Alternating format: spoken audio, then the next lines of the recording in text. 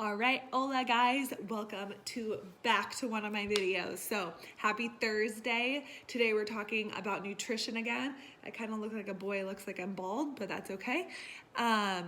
So we're gonna talk about questions that I frequently get about nutrition and then common myths and misconceptions too.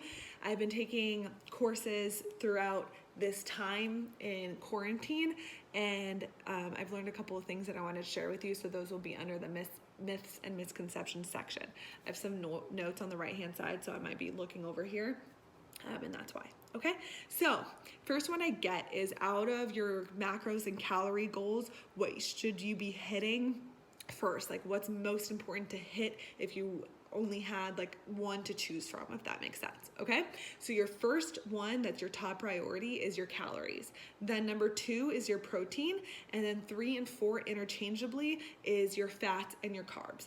That being said, even if say one day you went over 10 grams on fats, you could take those 10 grams from your calories, from your carbs, okay, to make up for the 10 grams you went over on fats. So that's a tip that you could do. Even with, if you went 10 grams over on carbs, you take it from your fats. All right, so that's the order on that one. Number 2 is, a question I get is, when should I be eating protein? Is it always right after my workout when it's most optimal to eat protein? So short answer is yes. Most optimal is 15 to 30 minutes after your workout, because protein's main job is to help rebuild the muscle that you broke down. So obviously after you worked out, you broke down muscle, and so that's the best time to try to eat protein, because those muscles are broken down, and so you're trying to rebuild that up. Longer answer is that you should try to incorporate some carbs in your post-workout meal too, because carbs is what is taken the most out of you as you're working out. And so you need to replenish the glycogen levels that you just took out.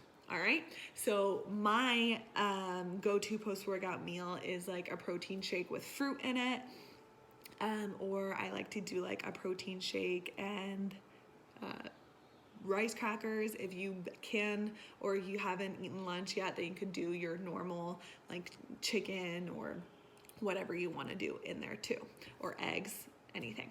Okay, pre-workout is when you want to eat your carbs, so you don't need to include protein in there. Carbs are what is most easily digested and absorbed, so that's when you want to do your pre-workout with your carbs. Yeah, I'm all over the place, but I have been in the last couple of videos. So yeah, so pre-workout's your carbs. So even if you think about, if you were running like a marathon or half marathon, and you guys have those little gels that are just all electrolytes and carbs, that's because that's most easily digested, and that's your main energy source too. And so that's where you're gonna get your energy right away, is from those carbs. And that's the same with pre-workout. That's where you're going to be able to get your energy right away from. So I normally eat like an hour before my workout. If you have some problems with digesting food that quickly, then just eat a little bit before that. Eat further before that too, like 90 minutes to 2 hours or something like that. What else was I gonna say? So be careful with eating protein and fats close to your workout, because those are slow to digest, and it could cause some issues with digesting them while you're working out.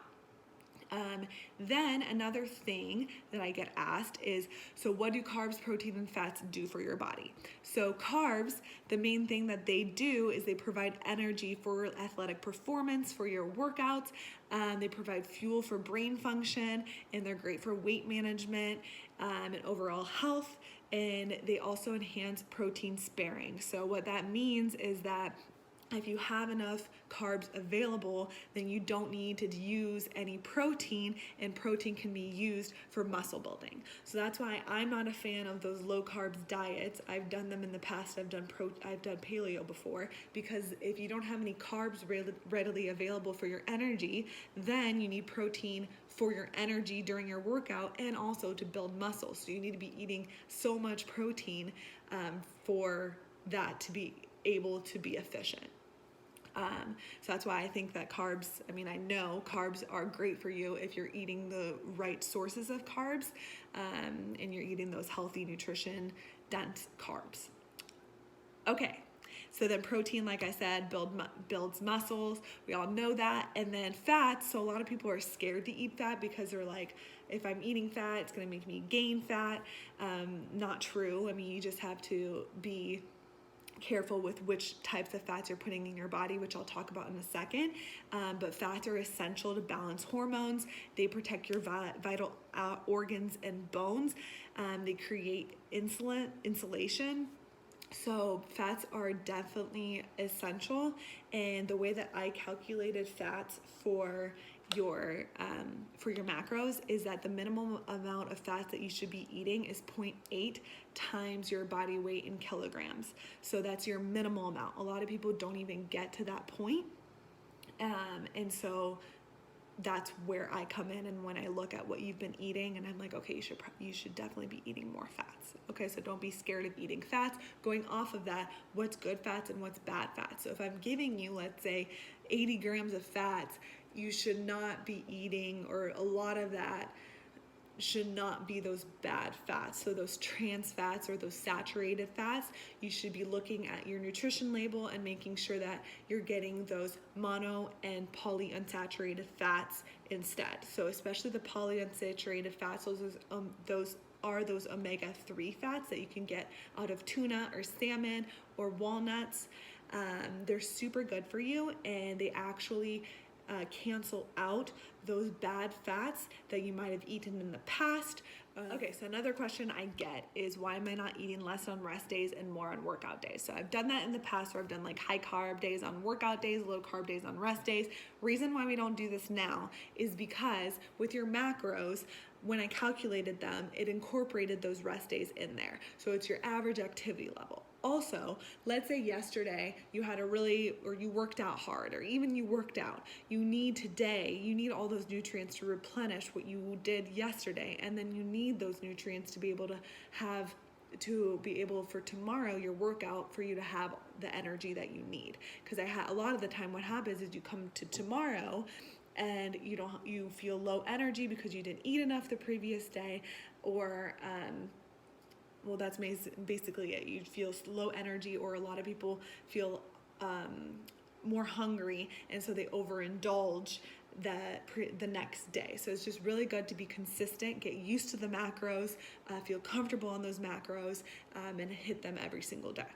All right, moving on to the myths and misconceptions.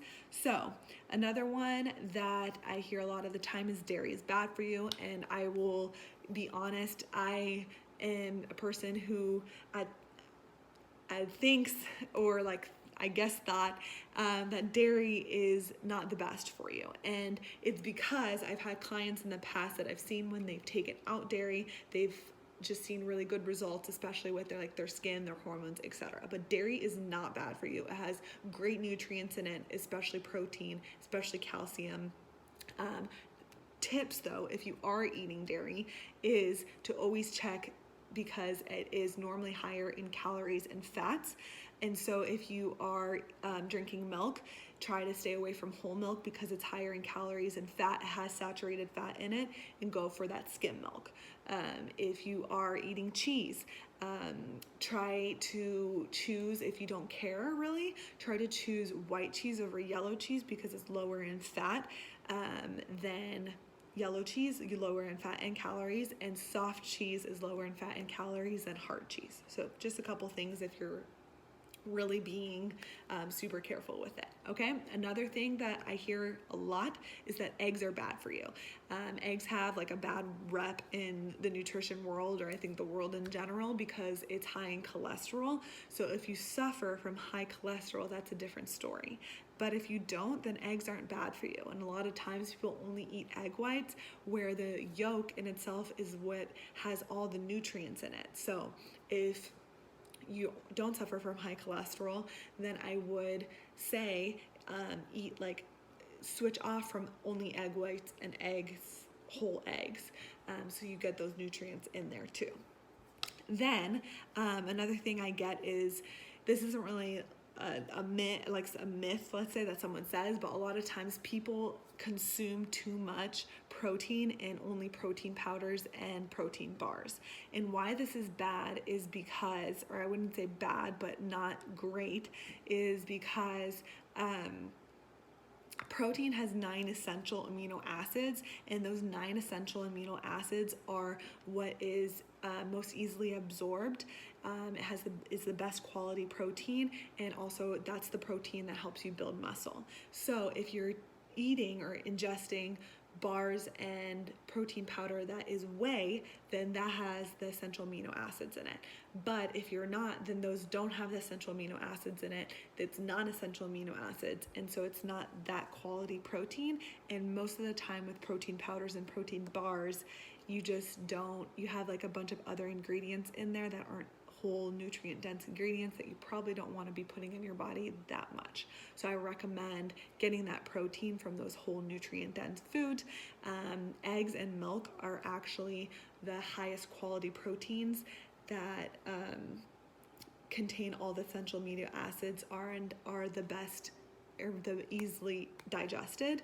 And then if you're vegetarian or plant-based, you need to be eating 10% more protein than someone who eats animal products, just because those plant-based products don't contain the essential amino acids except for soy products. So if you're eating tofu or tempeh, etc., those have the essential amino acids.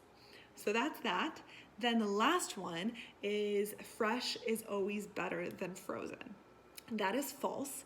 So if you're eating like a frozen frozen dinner, then definitely fresh is better, because frozen has hidden sodium.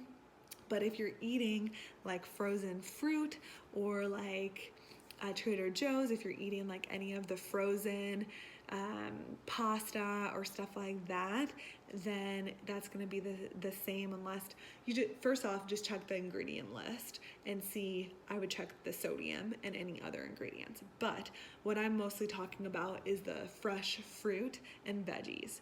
Fresh is definitely not always better than frozen. It has the same nutrients. Frozen is normally cheaper and lasts longer. So if you do want to get frozen, do it, because it's the same thing. Some people like fresh because it tastes better, but yeah. So as per usual, I feel like I was a little all over the place, but hopefully this makes sense to you. And if you have any questions, let me know. I just wanted to share a couple things with you throughout this video, and I hope you guys have a good rest of your day.